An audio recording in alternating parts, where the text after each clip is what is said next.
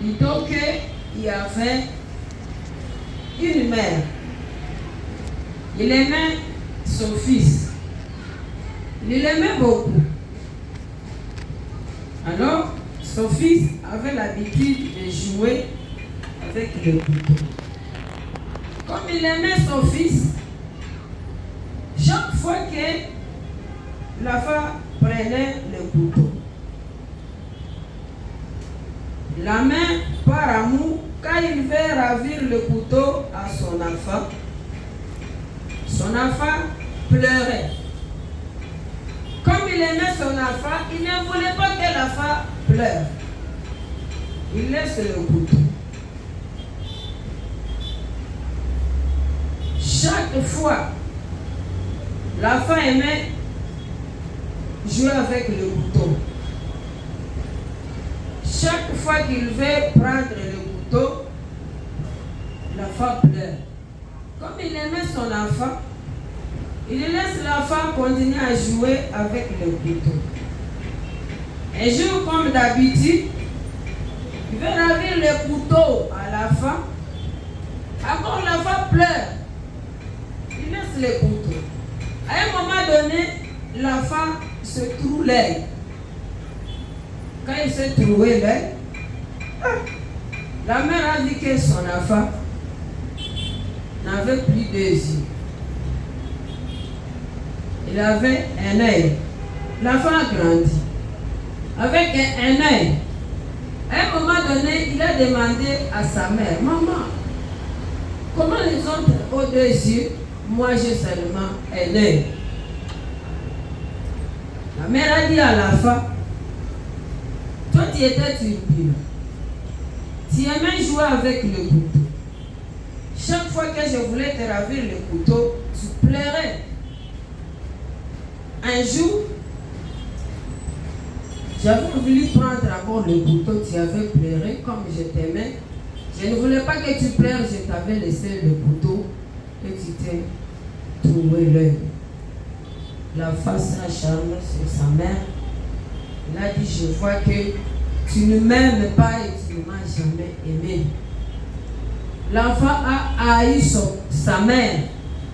Il a haï sa mère puisque quand il voyait les autres ont les deux yeux alors que lui, il avait un seul œil, haine totale avec sa mère. Amen. Amen. Dieu ne veut pas que nous trouvions nos yeux. C'est pourquoi il veut encore nous interpeller. Il veut encore nous interpeller avec ce message qui nous demande comment suivre Jésus. Je sais que nous avons ce message à nous dans notre vie pratique. Comment suivre Jésus? Le Seigneur nous interpelle encore ce soir. Comment suivre Jésus? Il ne veut pas que nous nous trouvions les yeux. Dans ta vie, tu peux te poser la question, dans ma vie, qui est Jésus? Qui est Jésus? Dans ma vie, qui est Jésus? Puisqu'il est difficile de suivre quelqu'un que tu ne connais pas. C'est difficile. Même si vous êtes dans la forêt et que tu vois quelqu'un, lui aussi, il fait ce qu'il fait, il est de passage. Toi aussi, tu te dis, je vais le suivre. C'est difficile. C'est difficile de suivre quelqu'un que tu ne connais pas, puisque, surtout, de nos jours, tu risques de dire, peut-être c'était criminel. C'était criminel. On nous demande comment suivre Jésus. Qui est Jésus? Pour que nous puissions le vivre, le suivre. Pour suivre Jésus, il faut d'abord le connaître. Il est qui pour moi? Il est qui dans ma vie? Jésus, c'est notre sauveur. Il nous a sauvés. Il nous a rachetés. Il nous a soutirés de la boue. Il nous a réconciliés avec Dieu. alors que nous étions déjà égarés pour l'éternité. Il s'est donné pour nous. Jésus s'est donné pour nous. Il a accepté la souffrance pour que nous soyons ce que nous sommes aujourd'hui. C'est pourquoi notre prédication de ce soir nous dit de ne pas le trahir. C'est lui qui a accepté la souffrance à notre place. Notre prédication nous dit de ne pas le trahir, mais au contraire, suivons-le. Suivons-le. Suivons Jésus. Amen. Amen. Suivons Jésus. Notre prédication semble comme quelque chose que nous connaissons. Mais pratiquer ça, ce n'est pas facile. On nous dit de le suivre attentivement. Notre Sauveur. Quand nous lisons dans Jean 14:6, la Bible nous dit que Jésus il a dit à ses disciples, je suis le chemin, la vérité et la vie. Jésus nous déclare que lui seul peut mener à Dieu. Il est le chemin. Il peut mener à Dieu. Il est la vérité de Dieu. Il constitue le moyen exclusif de s'approcher à Dieu. Amen. C'est Jésus seul qui est le moyen exclusif de s'approcher à Dieu. Il n'y a pas d'autre moyen. Il n'y a pas plusieurs chemins, mais un seul, qui est Jésus-Christ. Qui est Jésus-Christ. Il dit, c'est moi le chemin. C'est moi le chemin.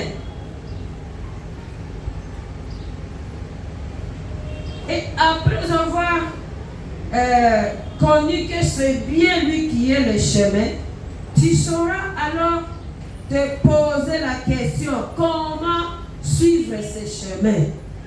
Il est le chemin. Comment suivre Jésus? Comment suivre ce chemin? Quand tu sauras qui il est, c'est à ce moment-là que tu sauras le suivre. Tu sauras le suivre. Même quand nous lisons dans Jean 14, il a dit que je précède pour aller vous préparer là où vous serez pour l'éternité. Pour l'éternité.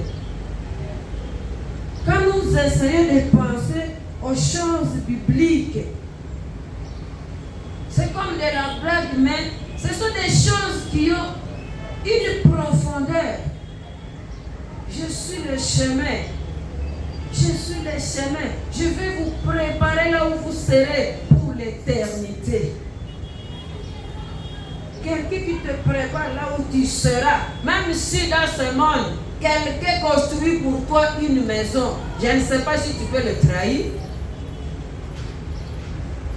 Est-ce que tu peux trahir quelqu'un qui te construit une maison, même physiquement sur cette terre? Au grand jamais.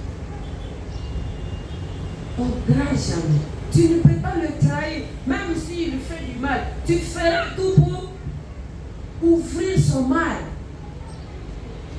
Tu feras tout pour le couvrir, même dans les mauvaises choses qu'il fait. Tu vas le couvrir.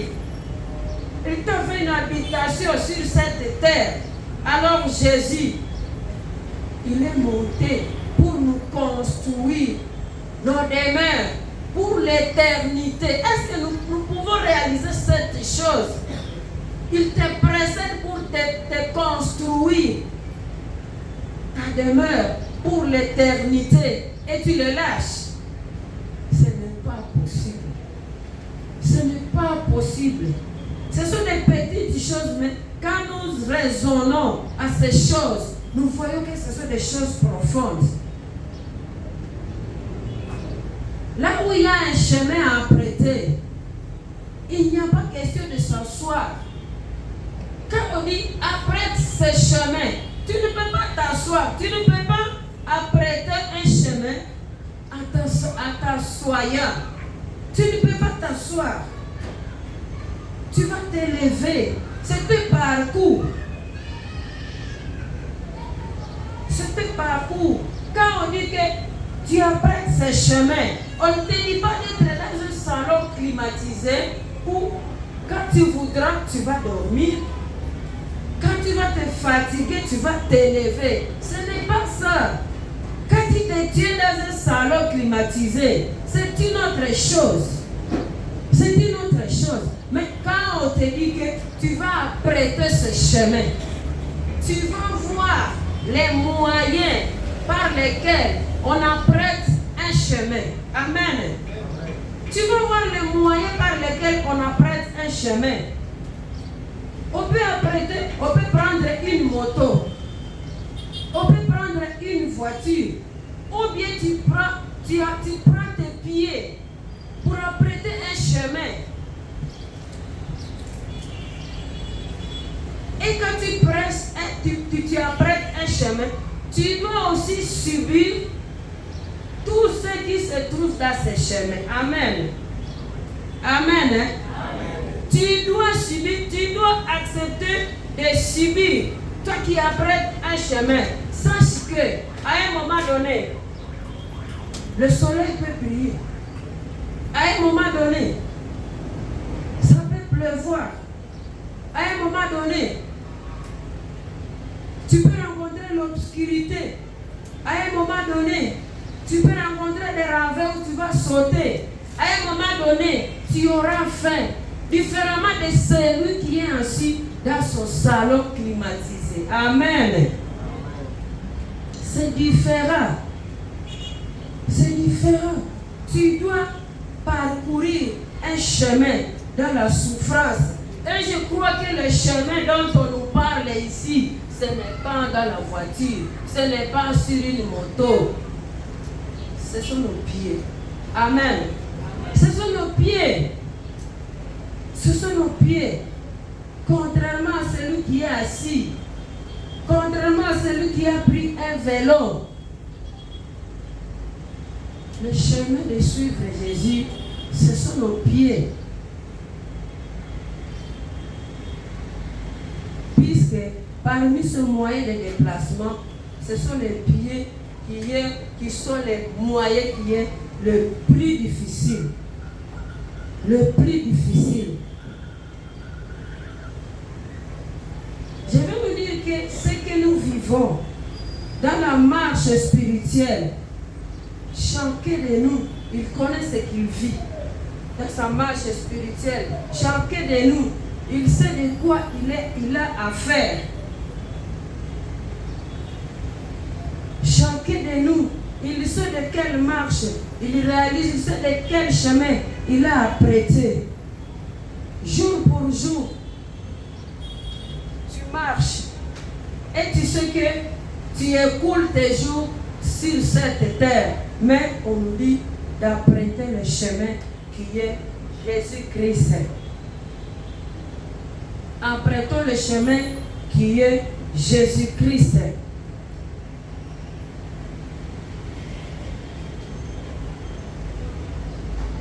Que chacun de nous puisse peser ces actes, puisque nos actes dans notre parcours,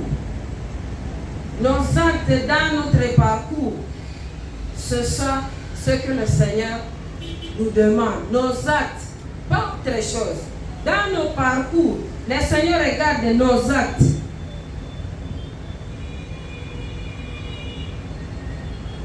Quand nous suivons Jésus, ne faisons pas allusion à Jésus-Christ glorieux. Amen. Ne faisons pas allusion à Jésus-Christ glorieux. Comme par exemple, à Jérusalem, on l'a reçu, on a étalé les pailles, le roi des rois, ceci ou cela. Quand nous le suivons, ne suivons pas Jésus dans cet angle. Suivons Jésus qui a souffert sur la croix. Suivons Jésus qu'on a rejeté. Suivons Jésus qu'on a calomnié. Suivons Jésus qu'on a méprisé. Mais si nous croyons que nous allons suivre Jésus glorieux, nous ne saurons pas le suivre. Nous ne saurons pas le suivre. Jésus glorieux, nous ne saurons pas le suivre. Alors que c'est vrai, nous nous disons que nous sommes les enfants des rois des rois. Normalement, les rois du roi des rois. Normalement, nous devrions marcher tête haute, puisque nous sommes les enfants du roi des rois. Mais nous ne suivons pas Jésus, le roi des rois, dans ce passage. Nous suivons Jésus qui a souffert. Jésus qu'on a maltraité. Jésus qui a été abandonné. Jésus qui a été critiqué, méprisé. C'est ce Jésus-là que nous suivons. Jésus mis à mort. C'est ce Jésus-là que nous suivons.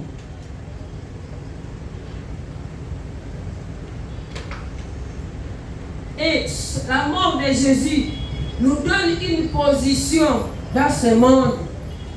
La mort de Jésus nous positionne dans ce monde. La mort de Jésus nous montre comment nous pouvons vivre. Même Paul, quand vous lisez, c'est 1 Corinthiens, je crois, 1 Corinthiens 5.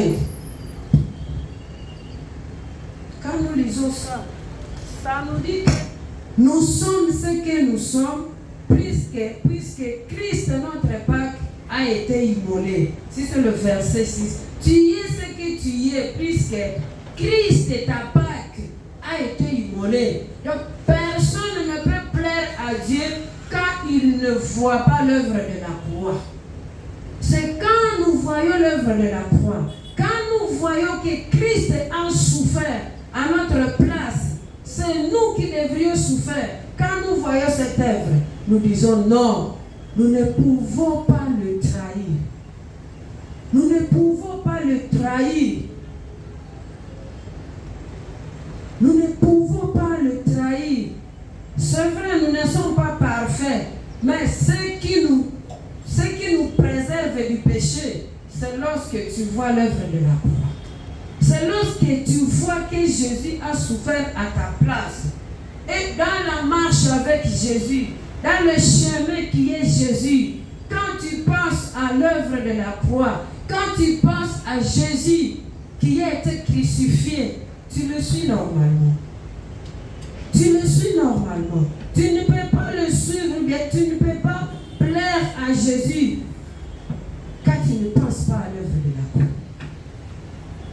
Quand tu le vois crucifié, quand tu vois qu'il a pris ta charge, quand tu vois qu'il a pris ma souffrance, tu dis non, je ne peux plus le trahir. Je ne peux plus le trahir.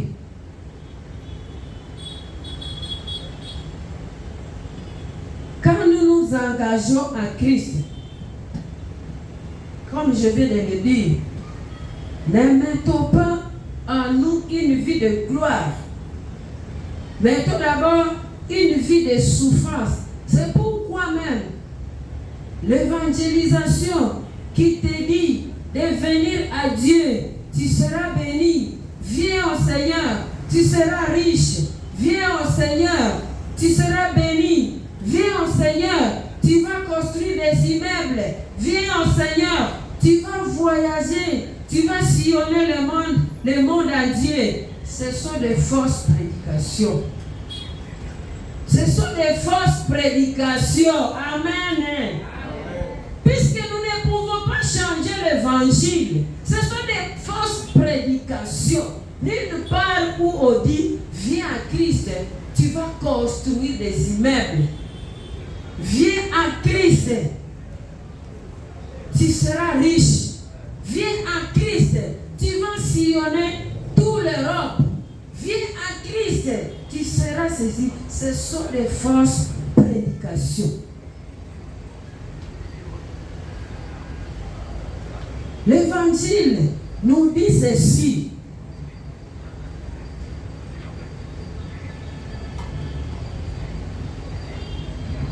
Je ne sais pas celui qui va me trouver le livre. Hein. J'ai seulement écrit le verset, mais c'est dans l'évangile. Je crois que c'est dans Marc. Je vais d'abord regarder dans Luc.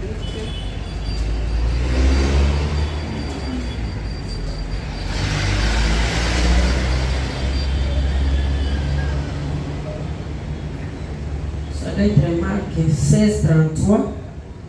C'est Jésus qui disait à ses disciples, je vous ai dit ces choses afin que vous ayez la paix en moi. Vous aurez des tribulations dans le monde, mais prenez courage, j'ai vaincu le monde. Amen. On dit, vous aurez des tribulations dans le monde, mais prenez courage. Amen. Là où on te dit, prends courage, c'est que tu es au bout, tu es fatigué. Tu es fatigué, prenez courage. J'ai vaincu le monde. Nous ne pouvons pas transformer les Écritures. Seulement, demandons à Dieu de nous donner la force de vaincre les tribulations. C'est ça l'Écriture. Nous ne pouvons pas changer ce qui est écrit, ce que Dieu a dit. Vous aurez le tribulation. Vous aurez le tribulation. Je ne nous dis pas d'avoir peur de la vie. C'est la Bible. C'est la Bible. Nous ne pouvons pas jouer avec des couteaux pour nous trouer les yeux, alors que la parole de Dieu est là pour nous interpeller quand nous voulons aller loin de la volonté de Dieu.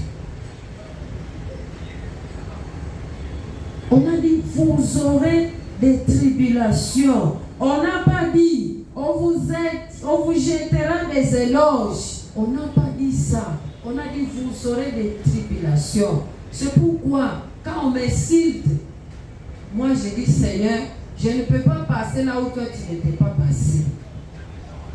Comment tu vas servir Jésus sans insulte? Lui qu'on a insulté, lui qui a guéri les gens. Il a sauvé le monde. Alors toi qui n'as rien fait, si on t'insulte, tu vas dire qu'on t'insulte, on ne nous jettera pas des éloges. On va nous insulter suite au nom de Dieu, suite à la parole de Dieu qui est à nous. On va t'insulter. On ne va pas te jeter des éloges. Et le diable ne peut pas aussi te donner des accès libres.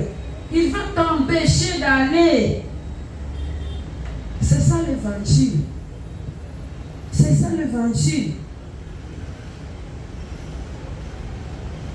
En Acte 14, 19, 22.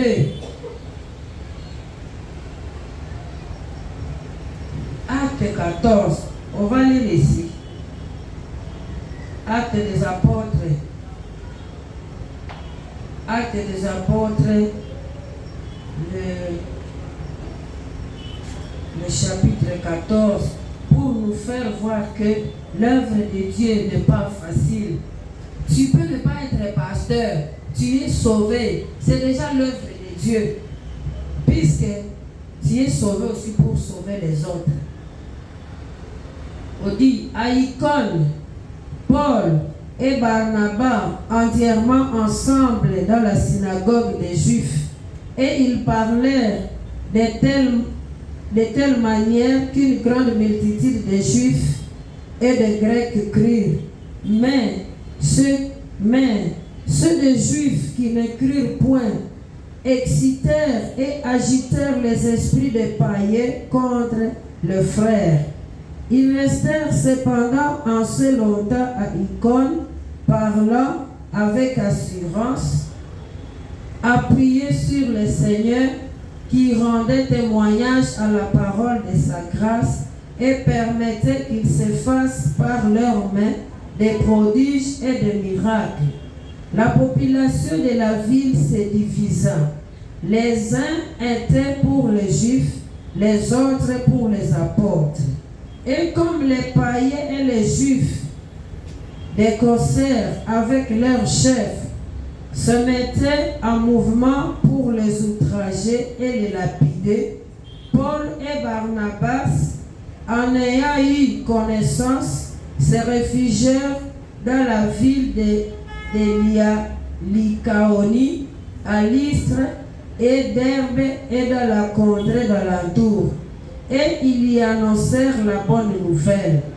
8. À Lystre se tenait ainsi un homme impotent des pieds, boiteux de naissance, et qui n'avait jamais marché. Il écoutait parler Paul, et Paul fixa les regards sur lui et voyant qu'il avait la foi pour être guéri, dit d'une voix forte, « Lève-toi, toi sur tes pieds. » Il s'éleva de bond et marcha. À la vue de ce que Paul avait fait, la foule éleva la voix et dit à langue lycaonienne, « Les dieux sous une forme humaine sont descendus vers nous. » Il appelait Barnabas Jupiter et Paul Mercure, parce que c'était lui qui portait la parole. Le prêtre de Jupiter, dont le temple était à l'entrée de la ville, amenant des taureaux avec des bandelettes vers les portes, voulant de même que la foule offrit et sacrifice. Prenons 19. Alors survirent d'Antioche et d'Icône les Juifs qui gagnèrent la foule et qui, après avoir lapidé Paul, le traînèrent hors de la ville, pensant qu'il était mort. C'est là où je cherchais, en 19. Mais les disciples l'ayant entouré, il s'éleva et entra dans la ville.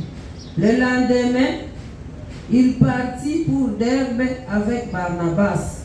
Quand ils eurent évangélisé cette ville et fait un certain nombre de disciples, ils retournèrent à Lystre, à Icône et à Antioche, fortifiant l'esprit des disciples.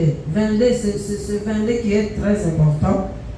Fortifiant l'esprit des disciples, les exhortant à persévérer dans leur foi et disant que c'est par beaucoup de tribulations qu'il nous faut entrer dans le royaume des cieux. Amen. Donc ça c'est la conclusion des disciples. Quand ils ont vu comment on a maltraité Paul suite à l'évangile. Leur conclusion était quoi? Il dit, fortifiant l'esprit des disciples, les exhortant à persévérer dans leur foi et en disant, c'est par beaucoup de tribulations qu'il nous faut entrer dans le royaume des cieux. Il dit, c'est par beaucoup de tribulations. Ça, c'était leur conclusion après la souffrance qu'ils ont endurée quand ils prêchent l'évangile. Ce que nous devons connaître, ce qui peut nous donner le calme et la paix dans l'engagement à Jésus-Christ, c'est de se dire, avant même que les tribulations n'arrivent, c'est de se dire, c'est par les tribulations que nous allons accéder à son royaume. Amen. Quand tu sais que c'est par les tribulations que tu vas accéder à son royaume, malgré les tribulations, tu vas avancer. Malgré les tribulations, tu vas avancer. Malgré les tribulations, tu vas avancer. Puisque ceux qui nous ont précédés dans la foi, ils ont eu des tribulations. Comment nous en serons aussi épargnés alors que nous travaillons pour le même chef? Comment nous serons épargnés des tribulations alors que nous travaillons pour le même chef? Quand tu prêches à quelqu'un l'évangile, ne dis pas, tu auras l'argent, tu vas voyager, tu auras ceci. Mais au contraire, dis-lui, serre ta ceinture. Serre ta ceinture. Dis-lui, serre ta ceinture. Tu as accepté Jésus-Christ comme Sauveur et Seigneur? Oui. Je vais te dire, serre ta ceinture. C'est ça l'évangile, serre ta ceinture. voyager, tu auras de l'argent, tu seras élevé, ceci. Tu peux être élevé, je n'en disconviens pas. Tu peux avoir l'argent, je n'en disconviens pas. Mais sache que si tu es élevé, si tu as l'argent, ce sont des cadeaux que le Seigneur te donne, qui t'accompagnent dans ta marche spirituelle. Amen. Ce sont des cadeaux. Nous ne pouvons pas changer l'évangile. Vous aurez des tribulations dans ce monde. Vous aurez des tribulations dans ce monde. Pas vous serez bénis. Vous aurez ceci. Vous aurez ceci. Ce sont des cadeaux. Mais attendons-nous aux tribulations. Si ça ne vient pas, c'est une grâce. C'est une grâce. Puisque quand tu acceptes Jésus-Christ comme Sauveur et Seigneur, sache que ce même jour, tu déclenches un combat avec le diable. Tu déclenches un combat avec le monde des ténèbres. C'est pourquoi tu n'accèdes pas à tes bénédictions de la même manière que les gens de ce monde accèdent à leurs bénédictions. Ça, il faut mettre en tête. Ça, il faut mettre en tête dans ta vie spirituelle. Tu peux avoir même une difficulté d'avaler une morte de foufou, alors que le païen, il avale ça avec facilité. Puisque tu n'es pas du diable, tu es son adversaire. C'est pourquoi tu as des tribulations. C'est pourquoi avant d'accéder à ta bénédiction, même un simple travail que les gens trouvent avec facilité, toi tu dois pleurer. Toi tu dois pleurer. Puisque c'est biblique. Et c'est ça, suivre Jésus. Et c'est ça, suivre Jésus. Ne perdons pas le sens de l'évangile. Adorons les gens. Quand on suit Jésus, quand on s'attache à Jésus, on s'engage à Jésus, on prie. On prie. Puisqu'à Jésus, les choses ne se voient pas à facilité. En facilité. Autre chose qu'on nous dit, pour obtenir le royaume des cieux, on dit il fallait renoncer à tout et à soi-même. Donc tu renonces à ce moi-là auquel se rapporte tout ici-bas et suivre Christ en portant sa croix.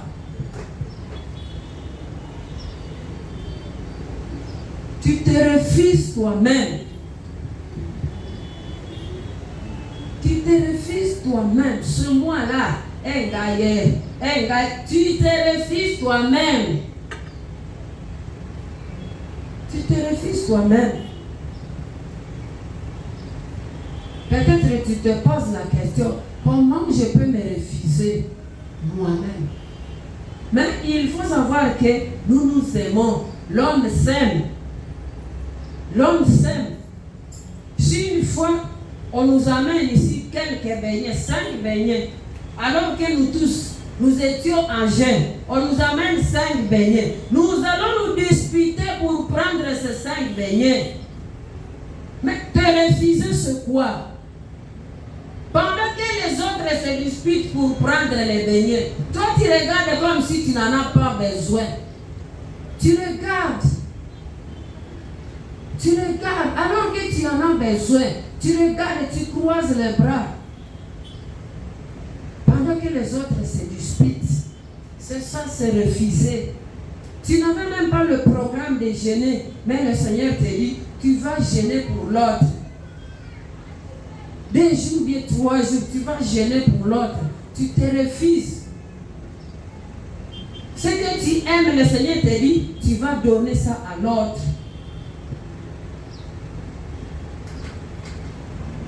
Je ne sais pas qui peut être capable.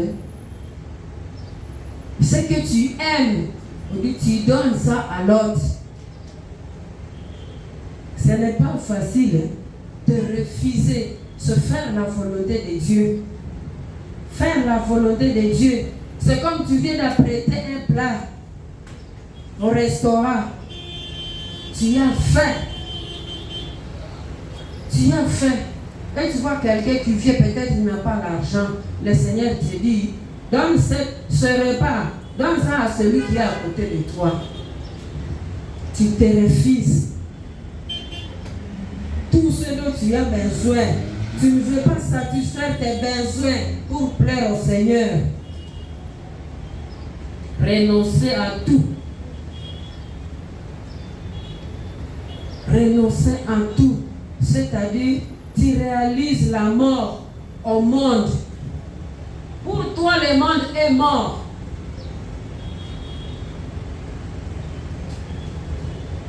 Pour toi, le monde est mort.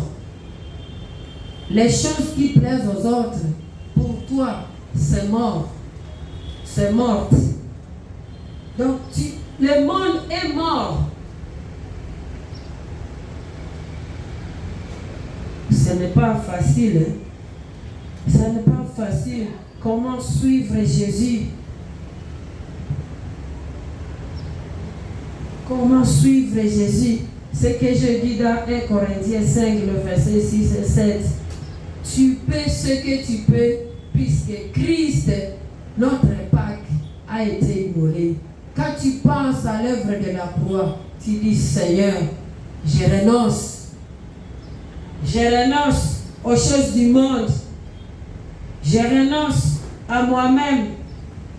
Paul, dans Galates 2:20, il nous montre que il a dit, j'ai été crucifié avec Christ. Et si je vis, ce n'est plus moi qui vis, c'est Christ qui vit en moi. Tu as été crucifié avec Christ. Tu as pris tes péchés. Tu les laisses à Christ de le crucifier. Tu as pris ton mauvais comportement que les gens haïssent, que les gens n'aiment pas. Tu dis, Jésus, tu as crucifié cette méchanceté. Tu as crucifié cette haine. Tu as crucifié cette jalousie. Tu as crucifié. Ça, c'est suivre Jésus.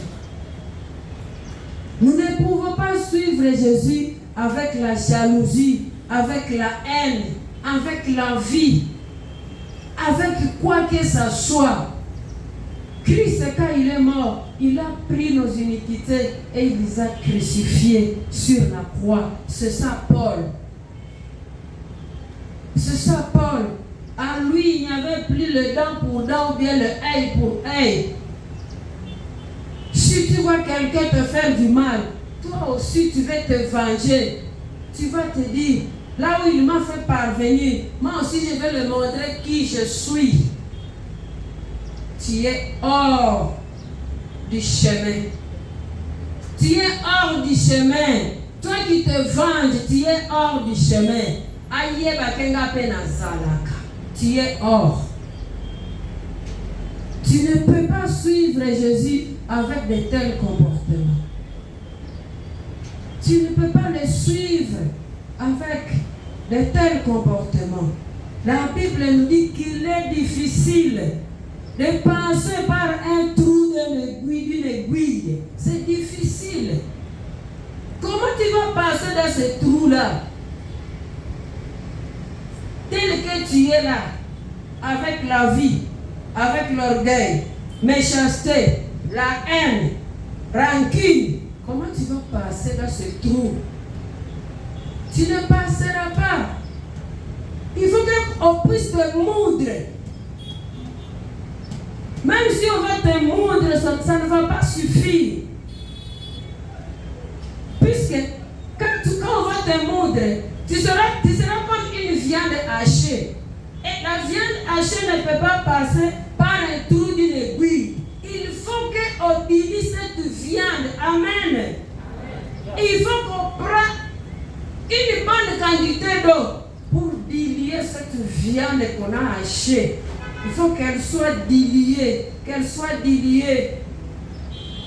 Et on le tire avec une seringue. Et ça va passer par un trou d'une aiguille. Avec avec ces orgueils-là, on ne saura pas suivre Jésus. Avec la vie, on ne saura pas suivre Jésus.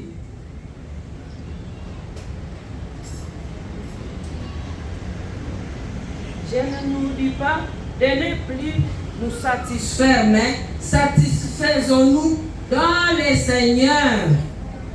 Dans les Seigneurs. Tu ne vas pas acheter un habit puisque tu as vu celui-là acheter un habit. Moi aussi, je vais l'acheter. Tu ne vas pas passer. Achète ça puisque tu as l'argent, tu as les moyens. Fais la chose puisque tu as le moyen. Mais quand tu le fais, tu dis, moi aussi je serai comme tel. Tu ne vas pas passer par le truc de oui. Il faut que tu sois délié. Il faut que tu sois broyé. Et après, on va te délier. On va t'aspirer dans une seringue pour t'injecter quelque part. Pour t'injecter quelque part.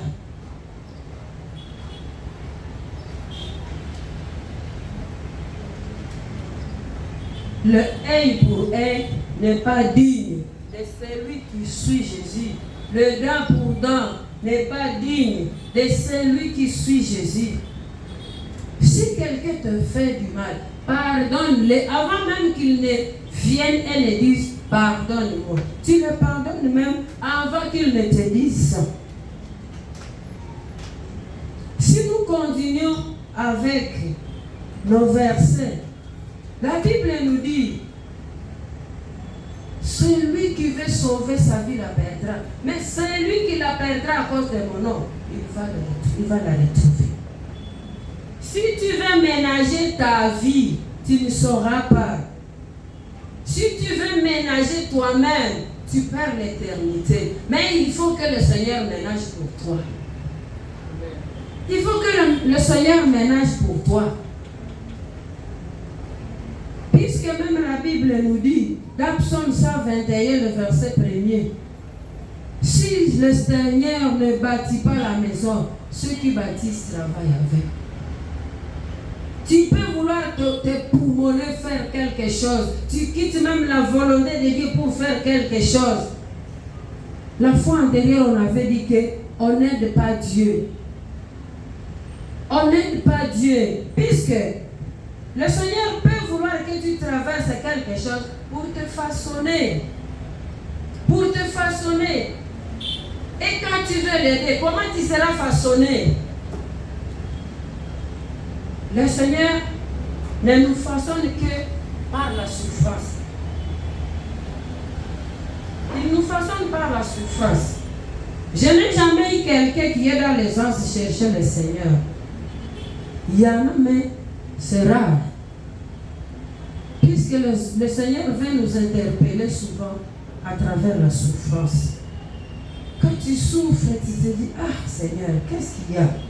Tu cherches encore la face de Dieu. On n'aide pas le Seigneur. Beaucoup de gens esquivent la volonté de Dieu. Beaucoup de gens, ils esquivent la volonté de Dieu en cherchant un raccourci pour arriver.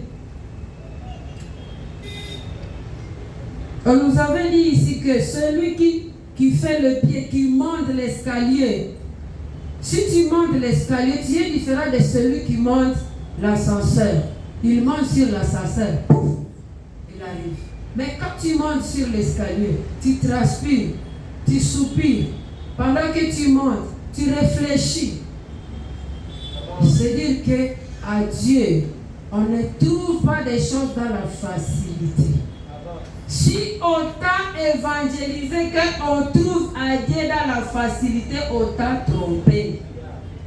On t'a trompé. Sinon, on aurait déjà trouvé. Mais nous ne pouvons pas vendre notre vie pour gagner, non. Si tu veux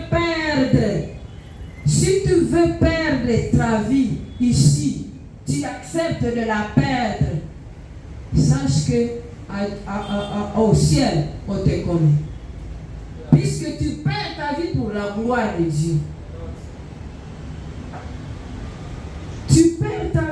la gloire de Dieu. Imagine-toi, aujourd'hui tu es chômeur. Ne crois pas que tu ne trouves pas des opportunités d'avoir du travail. Aujourd'hui tu es célibataire. Ne crois pas que tu ne trouves pas des opportunités d'avoir un mari. Mais tu acceptes de perdre ta vie pour que le Seigneur te voie. Tu acceptes d'être ce que tu es aujourd'hui pour que le Seigneur te voie. Mais c'est lui qui veut gagner sa vie. Qu'il sache qu'il perd la vie éternelle. Il perd la vie éternelle. Beaucoup de gens cherchent. Ils trouvent à travers des raccourcis. Et ils arrivent. Ils arrivent. Mais pas chez toi. Pas chez toi qui est enfant de Dieu. Abraham qui a cherché un raccourci. Il a cherché un raccourci pour avoir Ismaël. Quand tu lis la Bible, vois combien de fois leur foyer a été bousculé. Alors qu'ils étaient en commun accord. Ils étaient en commun accord. Ils ont cherché le raccourci. Beaucoup de gens qui cherchent les raccourcis, à un moment donné, ils trouvent des problèmes. Ils rencontrent des problèmes. Mais si tu acceptes la souffrance ou le manque à Jésus-Christ, alors que tu peux avoir l'opportunité d'avoir dans la chair, là tu gagnes. Là tu gagnes. Tu acceptes la souffrance en Jésus. Alors que tu as la possibilité de trouver dans la chair, là tu gagnes. Tu acceptes de te limiter à un moment donné en Christ. Sache que là tu gagnes. Là tu gagnes. Mais si tu veux t'épanouir dans la chair, là tu perds. Et ce sont les gens de ce monde. Et chaque jour, ils se disent, ah, Zambé, talakaka. Les talakaka là ne sont plus dignes de toi. Toi qui ne veux pas trahir Christ.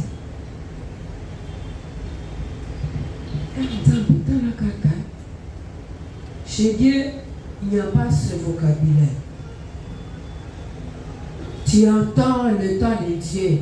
Toi qui cherches Jésus comme chemin, tu entends le temps de Dieu, malgré la souffrance. Tu te disciplines momentanément pour le Seigneur. Sur la terre.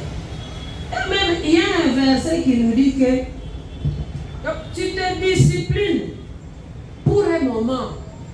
Pour un moment. Puisque l'éternité nous appartient. En quoi bon gagner le monde? Comme la Bible nous dit dans ce verset que nous avons lu. En quoi bon gagner le monde et tu perds la vie éternelle? Marc 9.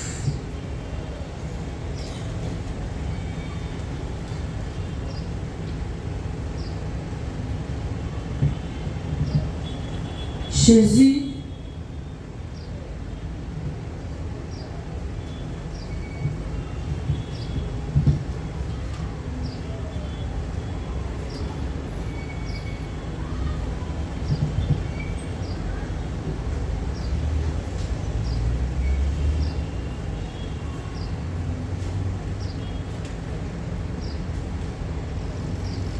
Luc 9.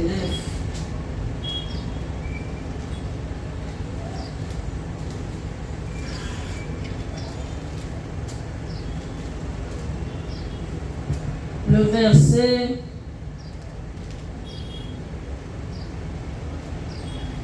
verset 25.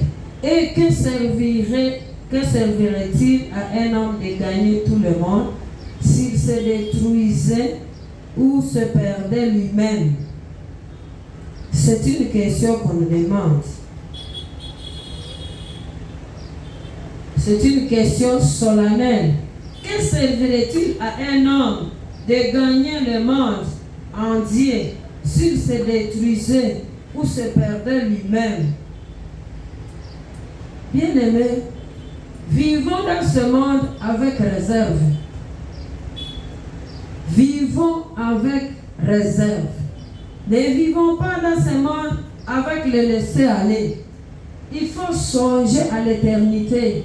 Il faut songer au royaume des cieux. L'argent, la richesse, les anges, ce sont des bonnes choses. Et nous tous, nous désirons en avoir. Mais soyons sages. Soyons sages. Que ça ne nous détache pas de Dieu. Que ça ne nous détache pas de Dieu. Soyons sages. Que ça ne nous fasse pas oublier là où nous sommes.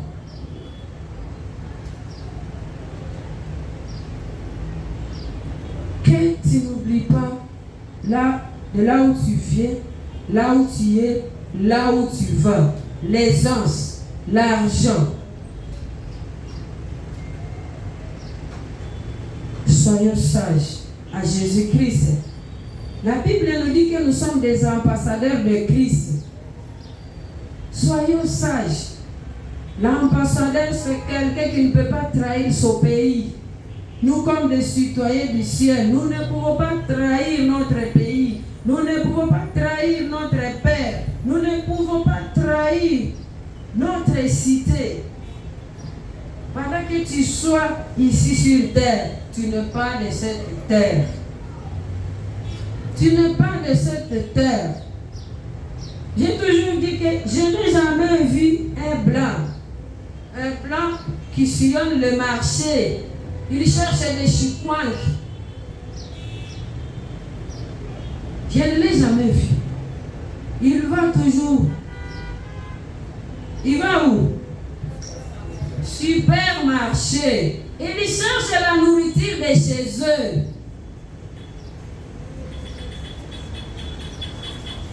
Il est dans le supermarché, il cherche la nourriture de chez eux, pas dans les chikwans.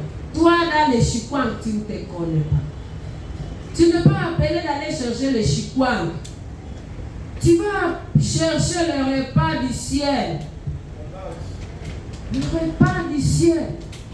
Pour marcher dans le chemin qui est Jésus. Le repas du ciel. Je me rappelle, là, à côté de chez nous, on vend souvent le soupe natol le soir. Alors, il y a un blanc. Il y a le blanc qui se confond avec le noir. Il prend aussi ce soupe natol. Quand je l'avais vu, j'avais dit, ah, celui-ci aussi est maudit. Hein? Celui-ci aussi est maudit. Au lieu d'aller dans le supermarché, il vient chercher le soupe natol. Les soupes on n'est plus de toi. Toi qui es dans le chemin de Dieu, toi qui es en Jésus, qui est le chemin, la vérité, ces soupes on ça ne t'appartient plus. Ça ne t'appartient plus. Les soupes on ce n'est plus de toi.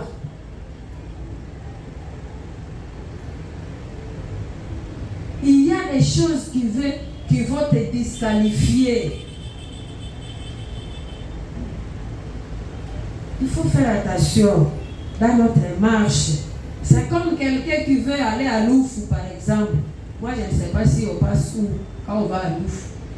Tu vas à Loufou, tu arrives à Ropengaba. Il y a mariage, par exemple. Il y a mariage. Quand il y a mariage, on est en train de distribuer la bière gratuitement. Tu te dis, hein, comme il y a la bière qui est gratuite ici, je vais d'abord faire ici des jours pour continuer mon chemin de bouffe. On va dire que tu ne raisonnes pas. Quand le Seigneur nous voit, il voit que nous ne raisonnons pas. Nous nous embrouillons avec des choses de cette terre. Au lieu de continuer d'aller à Louf, tu dis je vais d'abord en profiter comme c'est gratuit. Je vais te dire que les histoires du monde c'est gratuit. C'est gratuit. Ce que nous voyons, c'est gratuit. Ne nous embrouillons pas disant que on les a offrés, n'a pas qu'à nous mikua oyo. Mikua wana ekuguka yo un jour. Ce que nous voyons, c'est gratuit. Qui ne peut pas faire quoi s'il le veut? Mais faisons attention. Faisons attention. La Bible nous dit que le monde passe et sa convoitise aussi. Le monde passe et sa convoitise aussi. Quand quelqu'un se décide de jeûner, tu te décides de jeûner, même si on fait le plat que toi tu aimes, est-ce que tu peux te dire, comme on fait le plat que j'aime, je vais d'abord manger et puis je vais continuer avec le jeûne après. Est-ce que ça se fait? Ça ne se fait pas. Faisons comme si nous jeûnons chaque jour dans ce monde. Tu es à jeûne. Même si on prépare des plats que nous aimons, nous sommes à jeûne. Regardons seulement et avançons. Comment suivre Jésus? Tu regardes et tu avances. Même si tu vois quoi, tu regardes et tu avances. C'est ça, suivre Jésus. Tu t'es crucifié avec Jésus. Tu t'es crucifié avec Jésus. C'est pourquoi on dit, tu peux faire ce que tu fais, mais dans le Seigneur. Dans le Seigneur. Si ce n'est plus dans le Seigneur, tu es disqualifié. Tu es disqualifié.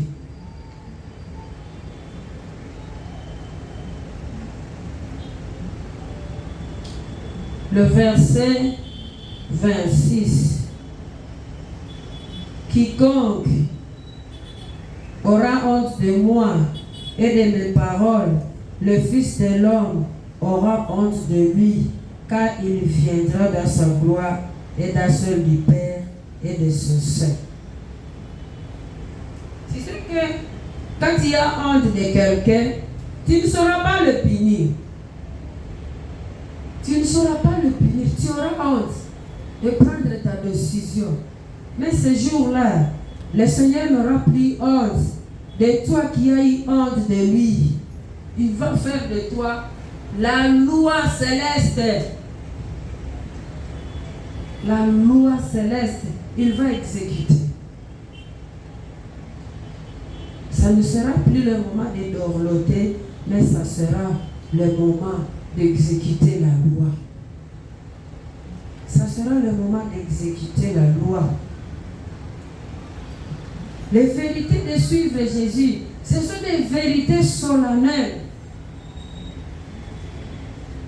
Suivons Jésus. C'est propre à nous faire réfléchir pour que nous ne restions pas dans les laisser aller. J'ai dit au début, celui qui refusait de prendre le couteau, d'arracher le couteau de main de la femme, il a trouvé l'œil de la femme. Puisqu'il voulait dorloter l'enfant. À ce qui concerne les choses de Dieu, pas question de dorloter. Pas question de dire, au ciel, il faut faire ceci, il faut faire ceci. La Bible nous dit que ça appartient aux souples. Ça appartient aux souples. Ça appartient aux gens qui acceptent d'être dilués pour qu'ils puissent passer dans le trou d'une vie. Avec toutes les brèches que nous avons, nous ne saurons pas comment suivre Jésus.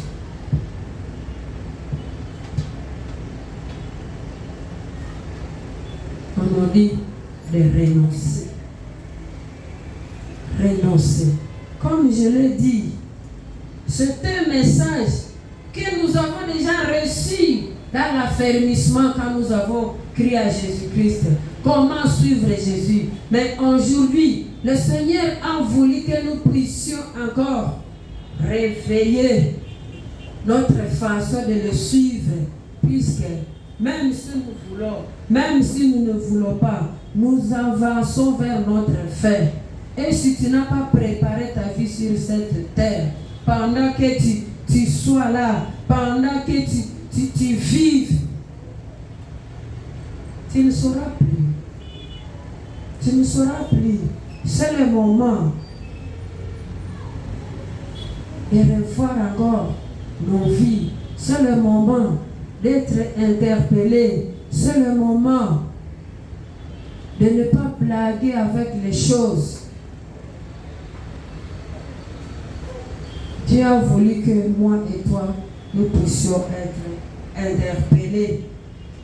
Je vous le dis en vérité, quelques-uns de ceux qui sont ici ne mourront point qu'ils n'aient vu le royaume de Dieu. Il y a des gens qui seront transfigurés. Ce n'est pas tout le monde qui mourra. Il y a des gens, tu as cette chair, tu es en route, tu attends la trompette. Directement, tu es transfiguré et tu montes. Directement, tu es transfiguré, tu montes. C'est pourquoi dans la souffrance, n'acceptons pas que la souffrance nous engloutit. La souffrance est là, mais il faut que la foi aussi soit là. Tu dis, Seigneur, je sais que tu as permis ça. Tu as permis. Même la Bible nous dit que le Seigneur ne peut pas nous donner des épreuves qui vont nous engloutir. Il ne peut pas. Il ne peut pas. Souvent quand nous prions, bien quand quelque chose nous arrive, tu dis, ah Seigneur, pourquoi ceci? Je ne comprends pas. Pourquoi cette chose m'arrive? Ceci ou cela. Qui est plus intègre que Job? Si tu lis le livre de Job, le chapitre 1er, vers le verset 8, Dieu lui-même dit que Job est droit et intègre. Mais quand tu parcours le livre de Job, tu te dis, est-ce que ces choses peuvent arriver à quelqu'un qui est droit et intègre? Quand Dieu veut te façonner, il ne voit pas ton intégrité. Il ne voit pas ton intégrité. Il est souverain. Il fait de nous ce qu'il veut. Tu ne peux pas dire, ah, toujours moi ceci, toujours moi ceci. Dieu est souverain. Il fait de nous ce qu'il veut. Mais il a voulu que nous puissions encore être interpellés de voir dans notre marche spirituelle où est la place de Jésus, qui est le chemin, qui est la vérité, qui est la vie. Que le Seigneur nous bénisse.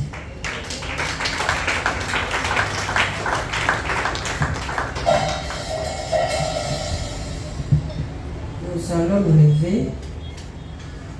Tu vas commencer à prier pour toi-même selon la parole de Dieu.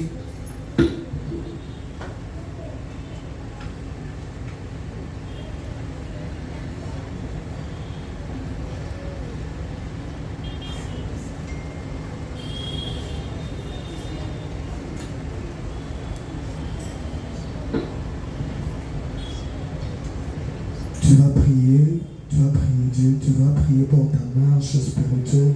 Tu vas regarder comment tu es en train de marcher avec Dieu. Tu vas regarder comment est ta relation avec Dieu. Est-ce que tu peux commencer à prier pour ta relation, à prier pour ta marche spirituelle avec Dieu. Prions au nom de Jésus.